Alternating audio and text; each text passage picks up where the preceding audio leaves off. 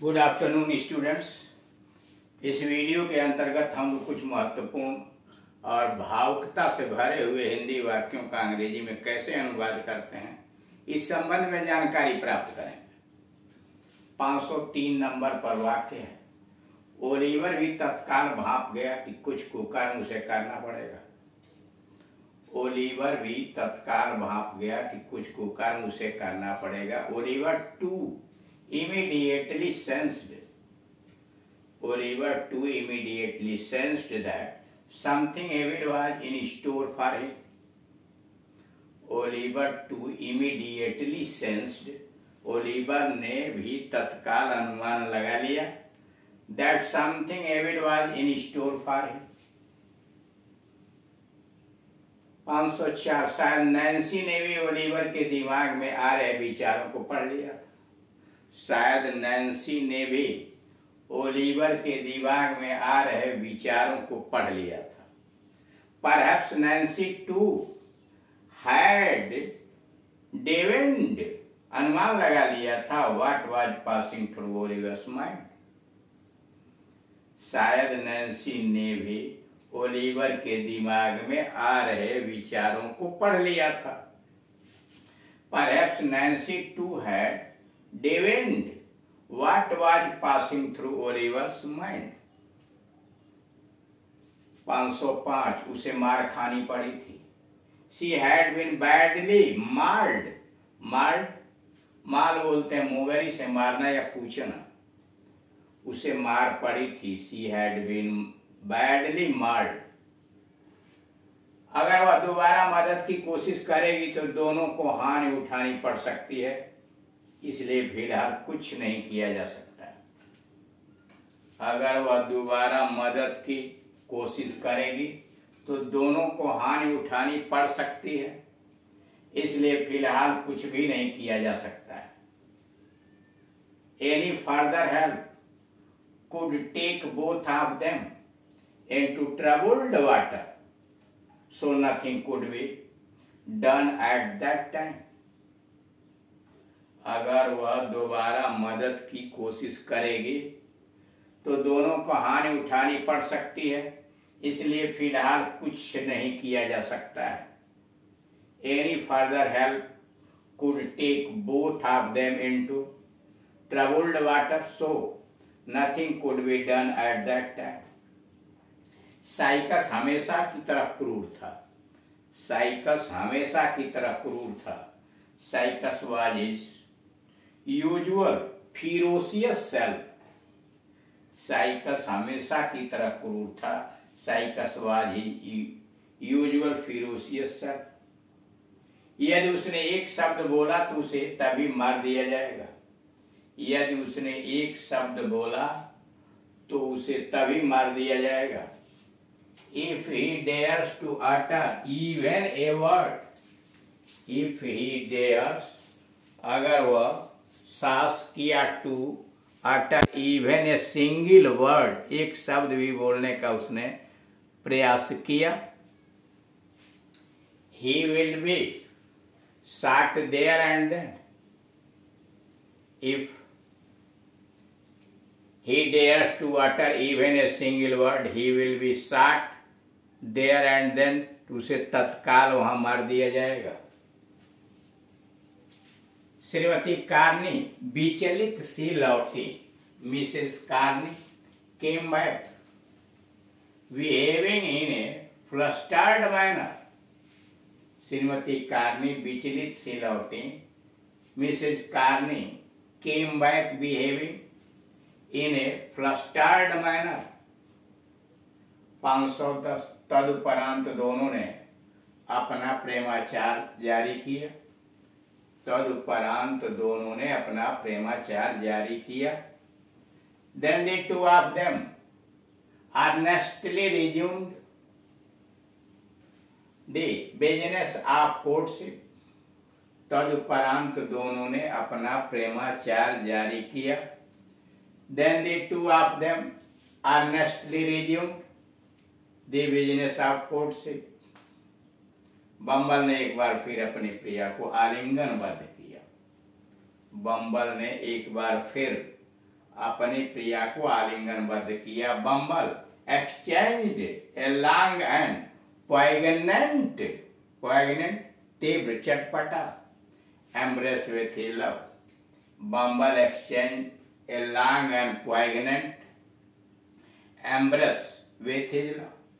Harry किसी आवेश या जल्दबाजी में कोई निर्णय न ले, बल्कि अच्छी तरह से सोच समझ कर ही किसी निर्णय पर पहुंचे। हैरी किसी आवेश या जल्दबाजी में कोई निर्णय न ले, बल्कि अच्छी तरह से सोच समझ कर ही किसी निर्णय पर पहुंचे। Harry should make up his mind not in youthful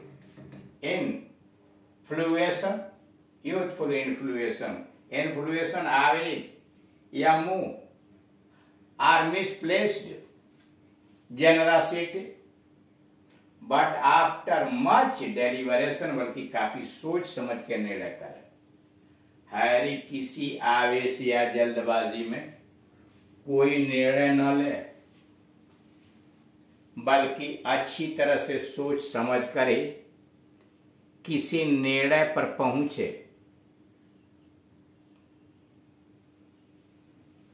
Harry should make up his mind not in youthful infatuation or misplaced generosity, but after much deliberation, बल्कि काफी सोच समझ करके वह काम करे। रोज भाव चक्की हो गई और विचलित भी, रोज भाव चक्की हो गई और विचलित भी।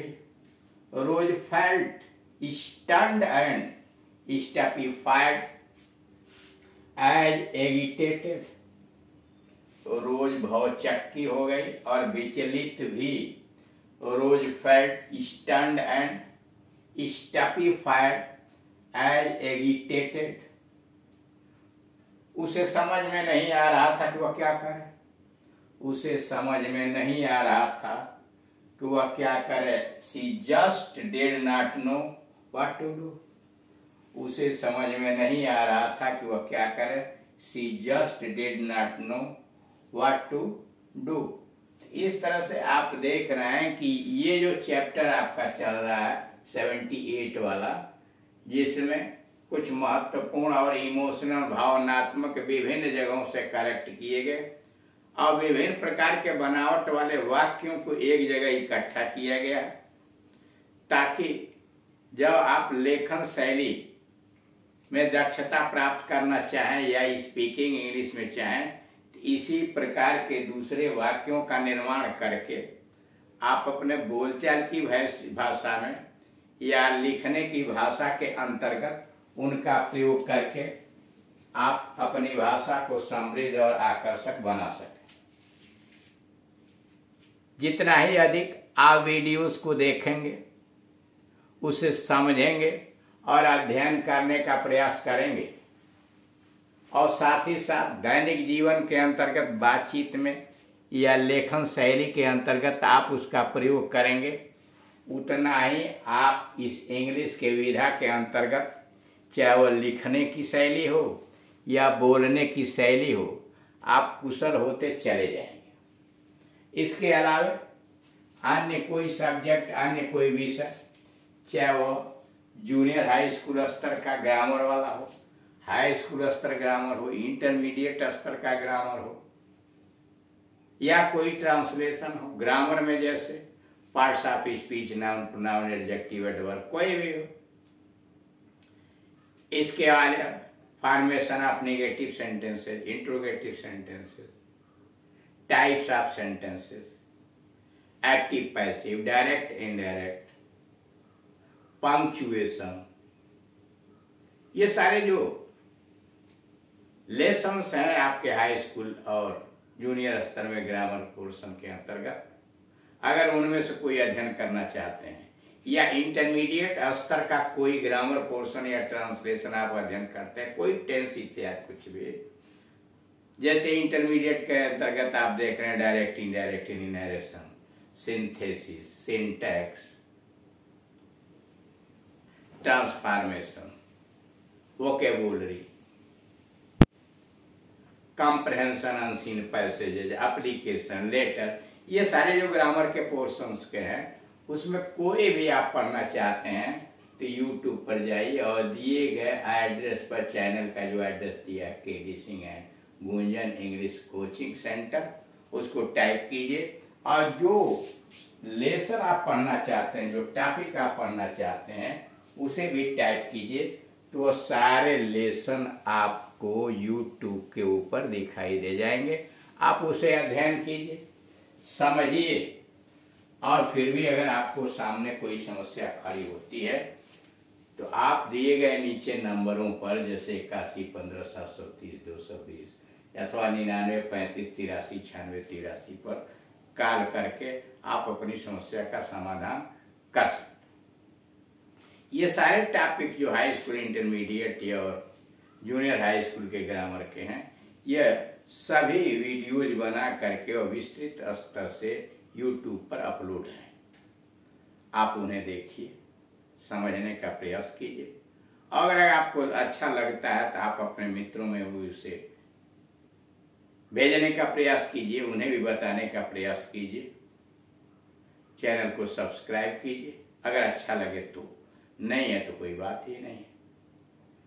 तो इस तरह से जैसे जैसे आप अध्ययन करेंगे वैसे वैसे इस अंग्रेजी के विषय के अंतर्गत, अंग्रेजी सीखने की कला के अंतर्गत आप कुशल होते चले जाएंगे। सबसे जरूरी है मेहनत और उसका बराबर लगन, उसके साथ लगा रह जाए, उसकी उपयोगिता, उसको बोलचाल की भाषा में, लेखन की शैली के अंतर्गत उसका यूटिलाइज करें। जब हम जितना ही उसका प्रयोग करेंगे, जितना ही अधिक समझने का प्रयास करेंगे, उतना ही हम कुशलता के नजदीक, परफेक्शन के नजदीक पहुंचते चले जाएंगे।